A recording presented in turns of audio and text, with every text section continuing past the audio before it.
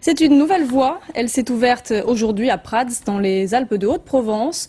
Une deuxième Via Ferrata est désormais empruntable, équipée et sécurisée. Elle va faire le bonheur des sportifs, mais pas seulement. La petite commune des Alpes du Sud compte bien sur ce nouveau sentier pour attirer les touristes et s'assurer de belles retombées économiques.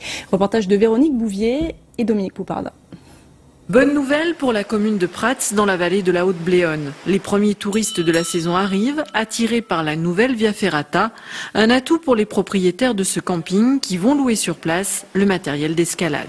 C'est carrément un plus, et notamment qui augmente notre capacité d'activité autour de la région. Parce que nous, la région, là, dans la vallée, on est vraiment sur la nature, le calme, les randonnées, et maintenant justement c'est bien qu'on puisse s'ouvrir justement sur des choses plus sportives et variées finalement. Ce sont eux également qui donnent les consignes de sécurité et toutes les informations.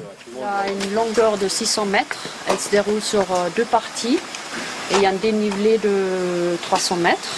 Située dans un paysage magnifique entouré de hautes montagnes, la nouvelle Via complète la première Via Ferrata créée il y a 3 ans à Digne. Le fait d'avoir 2 Via Ferrata à proximité, forcément, ça va générer une activité touristique. Et donc, qui dit activité touristique, dit nuitée. Donc, retombées économiques pour les hébergements du Pays dinois, des retombées également en termes de restauration, d'encadrement. Donc, une Via Ferrata, c'est aussi un outil de développement touristique et de développement économique. Évidemment, les grimpeurs sont loin de toutes ces considérations, venus pour le plaisir, pour les sensations fortes. Ils n'imaginent pas qu'en 3 ans, l'équipement de 140 000 € sera rentabilisé et va permettre aux gîtes et aux restaurants locaux de développer leurs activités économiques. Ça sera sûrement un plus pour moi et puis pour les gens aux alentours, les gens du village. Voilà. Moi j'attends le monde qui va arriver.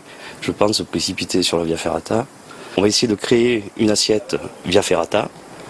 On est en cours pour contenter les Via Ferratistes.